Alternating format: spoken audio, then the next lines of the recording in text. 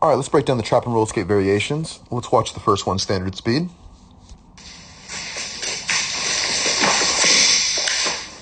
And that's going to be trap and roll escape standard variation. So let's break it down. So again, you usually start with one person on top, one person on the bottom. When I say on top, I mean in the full mount position.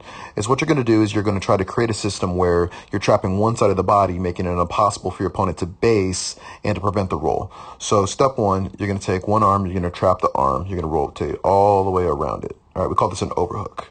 All right, the next step is you're going to take the same side leg and you're going to trap the foot. Boom. Now, the reason why she traps the foot is so he can't take his leg and shoot it out for base. Right? The next step is she's going to take her left arm. She's going to go around the back. She's going to launch her hips from the ground straight up in what we call a bridge or a back bend.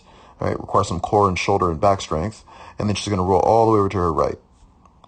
Boom. And then now, in the event that your person on the bottom tries to punch or strike, you can control their biceps, control their arms, and kind of mitigate that challenge. Okay?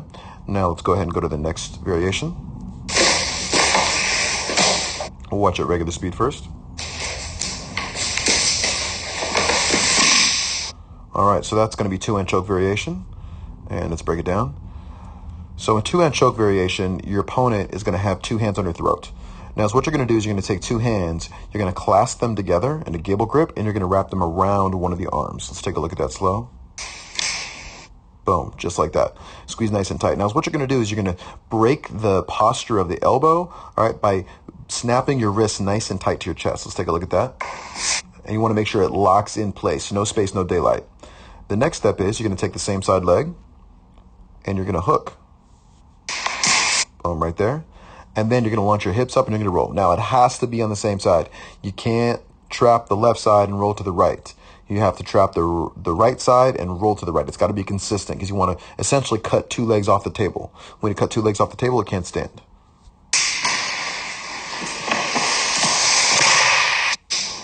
All right, now let's go to the next variation.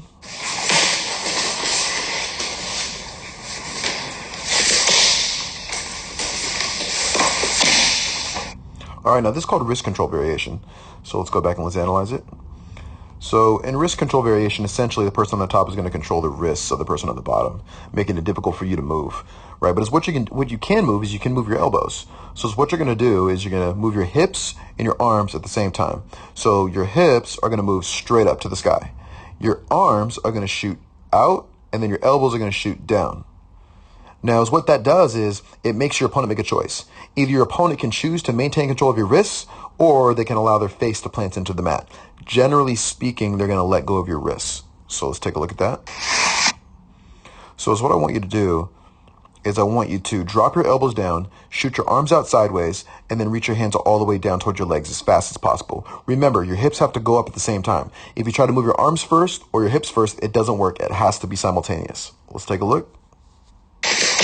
Just like that. Now, as you can see, your opponent is relegated to putting their hands on the mat to prevent their head from crashing into the ground. Now, once you get to this position, you're just going to move into standard variation. So you're going to take the right arm, you're going to reach all the way around, overhook, nice and tight. You're going to take the same side foot, and you're going to trap the leg.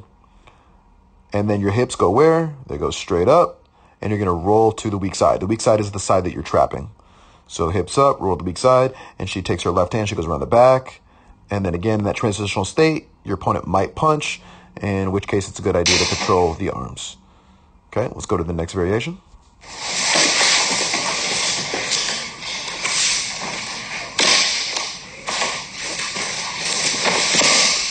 All right, so this is punch block variation. So let's break it down, let's analyze it. So in punch block variation, essentially you got one person on the bottom, and you have one person on the top, and that person's going to be throwing punches towards your face. Right, so what you want to do is you want to cover up, you want to block your chin, hands up. If you can trap the arms and try to move them out of the way, or you might just have to take your hands and just penetrate next to their hips and reach your hands behind the torso as fast as possible. Just keep in mind, your hands being up in this position, it's like using an umbrella. You're still going to get wet, but it's going to prevent you from getting super wet. It's the same principle. You're still going to get hit in this process, but you're just trying to prevent yourself from getting knocked out. So reach all the way up. You want to grab your hands around their waist. You want to break their posture. That means bring their torso down towards you.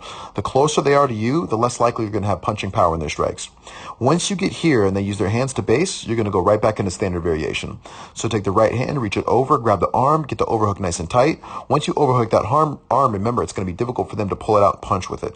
Now, you're going to trap the same side leg over the foot. Left hand goes around the back, and then your hips go up, and then you roll. Control the arms, just like that. Now let's go into the next variation.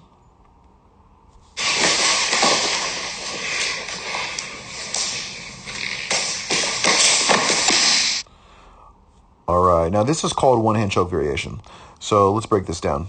This one for most people is the most difficult one, just because you have to remember which hand goes where. So again, we're starting in a one-hand choke scenario. So what you're going to do is you have a near arm and you have a far arm. The near arm is going to be the right arm, because the right arm is closest to your opponent's same side arm. The far arm for her is going to be the left arm. So you just have to remember which arm goes where. So the far arm is going to go towards the wrist. You're going to be much stronger pulling the wrist from the far arm than you are going to be from the near arm position. So the far arm controls the wrist nice and tight. And then the near arm controls the elbow. So this movement is called the snake bite. The reason why is because the far arm grabs the wrist, right? And it constricts. And then the near arm grabs underneath the elbow, and that's the bite. Now, the reason why you want to grab underneath the elbow is because you want to prevent your opponent from pulling their elbow out and punching you and striking you with it. So you want to make sure you hold it nice and tight and you maintain control. A common mistake on this movement is letting go of the arm too soon, and your opponent utilizes that arm to base out and prevent them from rolling. You want to make sure you maintain control of that arm throughout the whole process. Let's take a look at it. Trap the foot, hips up, and roll. And of course, in that transitional state, going from underneath the mount into the closed guard position, it's possible that your opponent hits you or strikes you in that position. You want to make sure you hold the arms down and you're in a position to protect your face. And those are going to be your trap and roll escape variations.